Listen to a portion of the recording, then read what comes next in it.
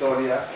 més o menys secreta del que va poder passar a la Califòrnia dels anys 50-60, l'època de l'Space Age, de la Guerra Freda, de la Cold War, i vam considerar que el Ken Hollins ens apuntarà podria ser molt complementari amb Mokaponmu i hem fet com una mena de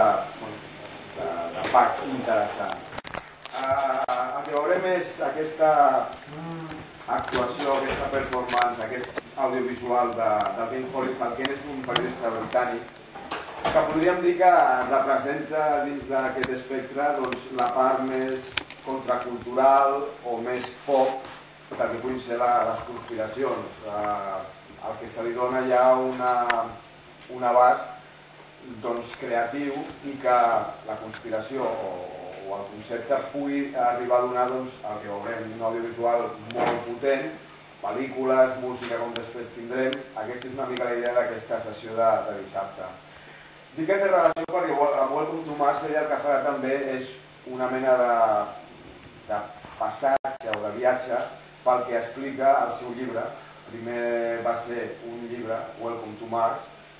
us ho dic, si després quan aneu a tornar al Pinganillo voleu comprar algun exemplar, n'hi hauran a la taula dels Pinganillos. Doncs Welcome to Mars també parla una miqueta d'aquesta època, d'aquesta Amèrica dels 50-60,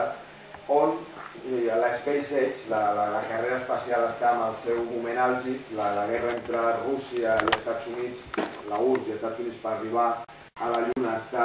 al seu moment àlgid, al seu clímax, i també això, entre la Space Age i la Cold War va ser una època daurada del conspiracionisme o de la conspiració, perquè realment, començant per la mateixa mort de JFK, que va ser l'any 63, a tot el que podia ser l'espionatge per arribar un abans que l'altre a la Lluna, tot el que podien córrer espies pel món, per Berlines, per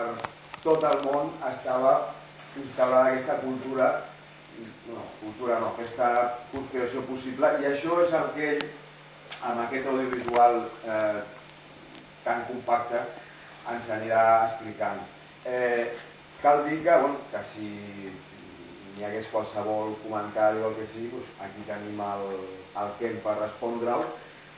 i, insisteixo, si després algú estigués interessat a tenir, diguéssim, el que podria ser el código fuente o el sistema operatiu del que veurem, allà fora està